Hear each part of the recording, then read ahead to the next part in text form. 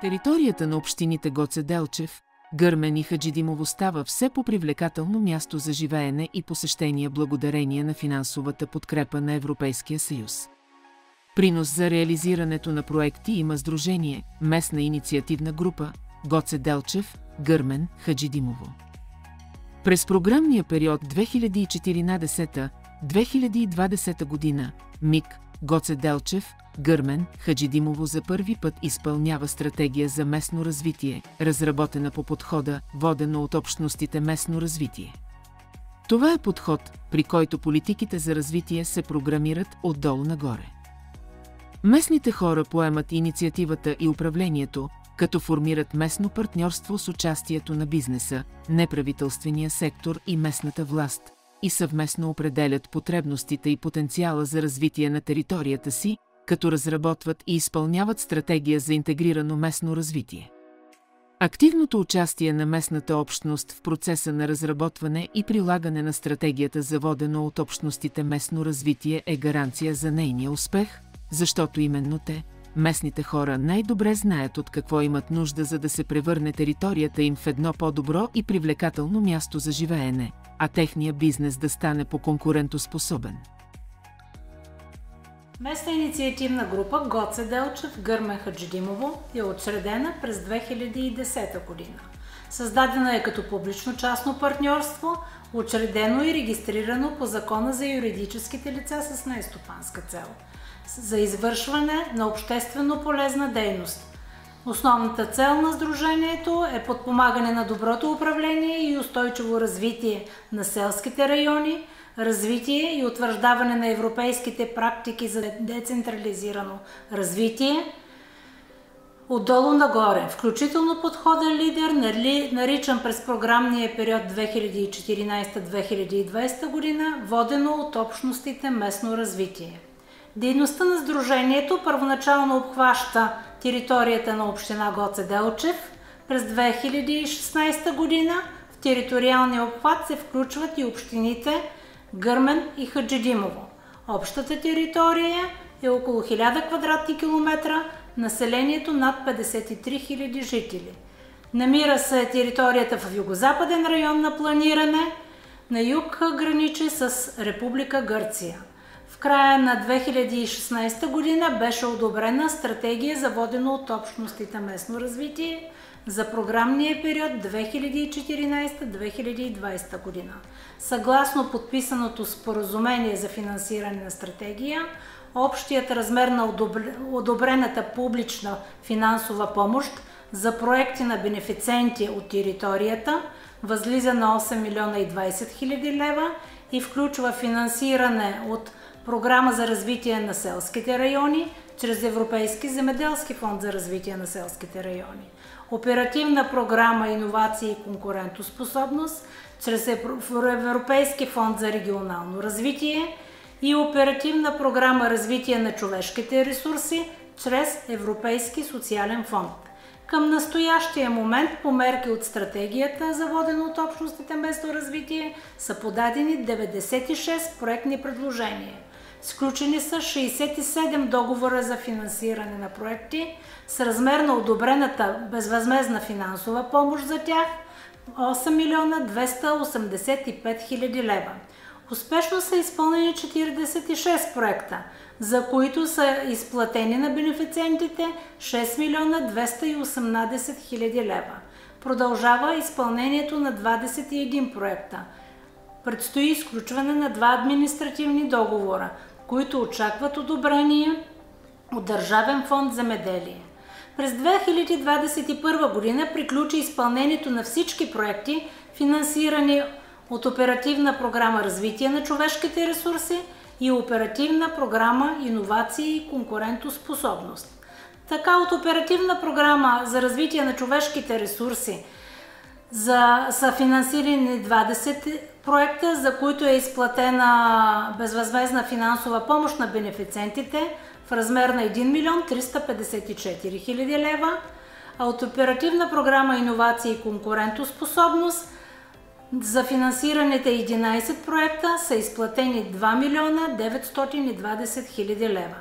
От Програма за развитие на селските райони и Европейски земеделски фонд за развитие на селските райони са финансирани 36 проекта на стойност близо 4 милиона лева. Финансовия ресурс по стратегията за водено от общностите местно развитие за периода 2014-2020 година към настоящия момент е изцяло договорен.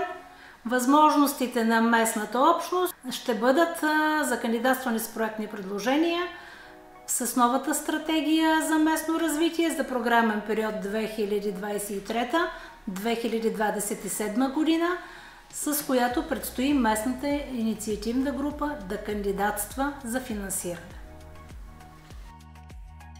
По стратегията за местно развитие са финансирани проекти на земеделски производители, предприятия в сектори извън земеделието, проекти на общини и неправителствени организации. В сферата на земеделието са финансирани 8 проектни предложения за инвестиции в земеделска техника и инвентар.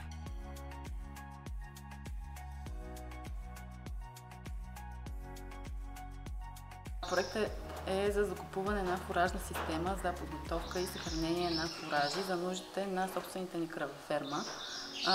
Той е финансиран по Програмата за развитие на селските региони чрез стратегията на местна инициативна група Гоце Делчев, Гърмен Хаджидимово. Проектът е за обща стойност на 156 000 лева, като половината от него е финансиране по европейските фондове. Тази инвестиция ни беше наистина много необходима за изхранването на животните, които угояваме в кравефермата. Изпитвахме винаги дефицит по отношение на качествените фуражи в нашето стопанство. С реализирането на този проект вече нашите животни се хранят с качествен фураж, подготвен от нас по рецепти, изготвени от нашите технолози, което решава голяма част от проблемите, които сега съпътстваше дейността на кравефермата. Административният капацитет по отношение на дейността на местната инициативна група Гоце Делчев, Гърмен Хаджидимово е безспорен. Ползите от самата дейност на МИР Гоце Делчев, Хаджидимово, Гърмен е безспорен. Подкрепата, която ни показва по отношение на изготвянето на проектите, по отношение на самата информираност, по отношение на самите текущи програми, обучителните семинари, с които организирате, на които ние присъстваме като стопани и земеделски производители, са безспорна подкрепа за нас и се надявам за напред наистина дейността по отношение на местната инициативна група да продължи в новия програмен период, което ще е безспорна помощ за нас, земеделски производители от региона.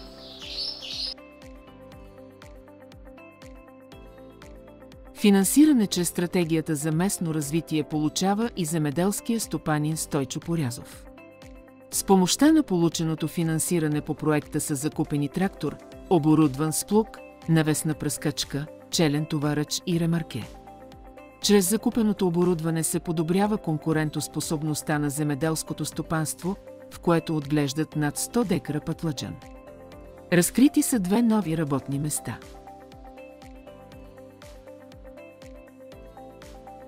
Друг земеделски стопанин получил финансова подкрепа чрез стратегията на МИК е Тюркян Байрактар, която отглежда царевица за зърно, слънчоглед и люцерна. По проекта е закупен модерен трактор, оборудван с челна товарачна уредба и разкри 2 нови работни места в земеделското стопанство. Дружеството Лимобулс се занимава с отглеждане на крави и зърнени култури за собствени нужди.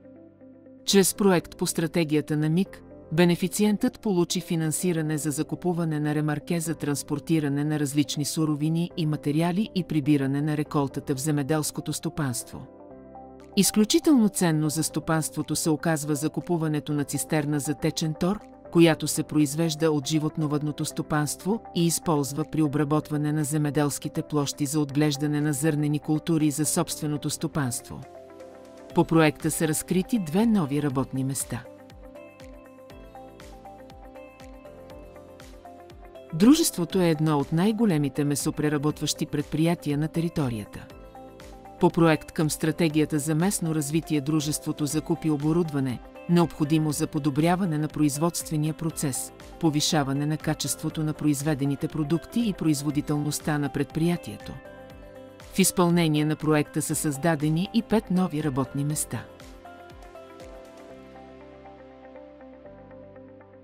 Благодарение на проекта през местната инициативна група успях да закупя шокова и нискотемпературна камера за съхраняване на ягоди, малини и горски плодове. Също така закупихме хладилен автомобил за превозване на продукцията. Стойността на проекта е 92 000 лева, като разкрихме още 4 нови работни места. Искам да изкажа благодарности на екипа на МИК, които ми помогнаха много в реализацията на проекта. Без тях трудно мисля, че щеше да се справя.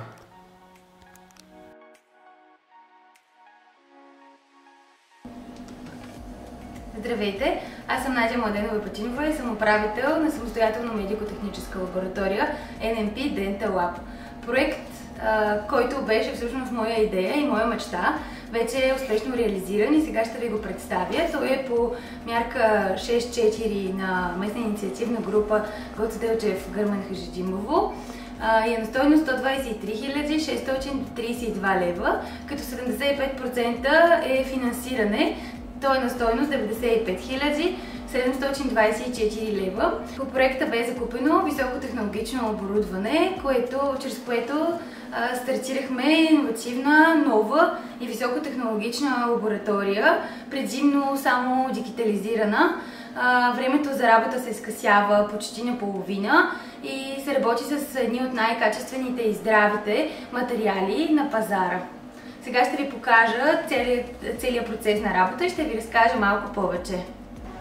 Целият процес започва тук, където влизайки от денталният кабинет отпечатъци силиконови, ние ги отливаме от гипс и ги превръщаме в един аналогов на устната кухина гипсов модел, по който след това работим. Продължаваме насам, където този гипсов модел се обработва, за да изглежда по-добре. След като вече имаме готовия гипсов модел, го поставяме на скенера.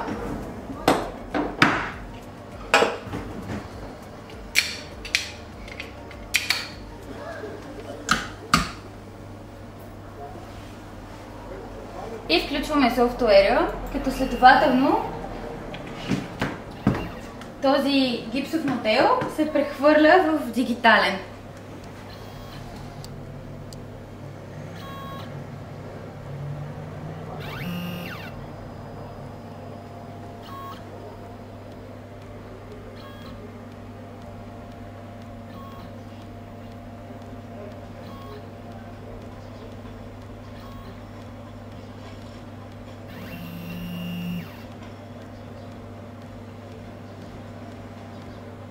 Благодарение на проекта бяха открити 3 нови работни места. По времето на изпълнението и по време на подготовката на проекта не съм срещала сериозни затруднения. По-скоро ми изникваха много въпроси. Тук е момента, в който трябва да благодаря на местна инициативна група и на целия им екип за съдействието, което те ми предоставиха и за отговорите на всички мои въпроси. Благодаря. Здравейте! Намираме се в дентална клиника Мушкаден, село Дъбница, във връзка с програма, свързана с МИК Гоце Делчев Гърмен Хаджидимово. Проектът е финансиран от тях, от МИК Гоце Делчев Гърмен Хаджидимово, като общата стойност на проекта е 100 642 лева, като 75% от сумата е финансирана от програмата за развитие на селските райони, т.е. 75 481 лева. Чрез финансирането от МИГА бяха закупени 2 дентални юнита на италианската фирма Simple Smart и панорамен рентген. Двата юнита и рентгена са с цел подобряване качеството на денталните услуги и са в удобство на пациентите. Рентгена е с минимално облъчване, спестява време и няма нужда пациентите да се разкарват за панорамна снимка на друго място. По проекта бяха създадени и 3 нови работни места.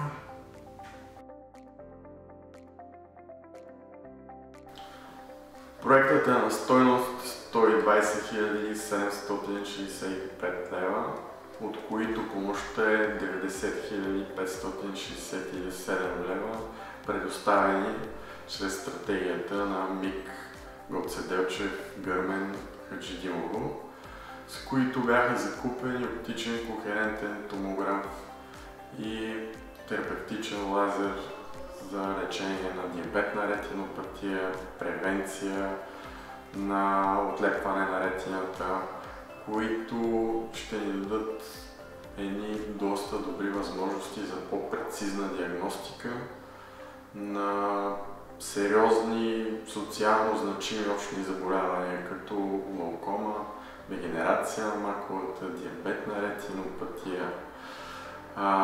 Също така бяха разкрити и 2 работни места.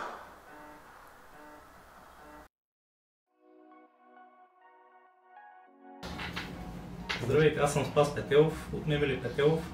Моят проект е финансиран от стратегията на МИК Гоце Делчев, Гърмен и Хаджидимово на стойност малко над 152 000 лева, като финансирането е 75%. Благодарение на този проект успяхме да закупим многофункционална CNC нестинг машина за производство на мебели, благодарение на която с нейната многофункционалност с една ос се извършва много операции, като разпробиване на различни размер отвори, гравиране и рязане на детайли с правилна и неправилна форма. Също така, благодарение на нейните много операции, които извършва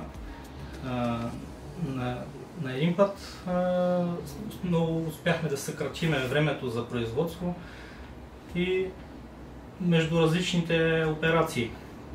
Също така доста успяхме да намалиме фирата, тъй като тя намества парчетата, така че за по-добро разкрояване.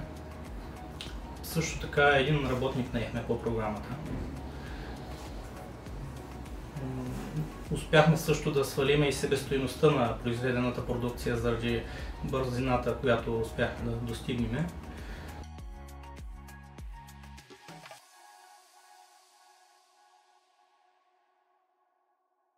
По стратегията на МИК са финансирани и 4 проекта за инвестиции в публична инфраструктура от общините Гоце Делчев, Гърмен и Хаджидимово за реконструкция и рехабилитация на улици в 5 населени места от 3 общини. Най-атрактивни се оказаха проектите по мярка 7 от стратегията за местно развитие, насочени към съхранение и популяризиране на местната идентичност, културно, историческо и природно наследство на територията на МИК. Мярката е насочена към неправителствени организации и читалищата и по нея в момента се изпълняват 5 проекта.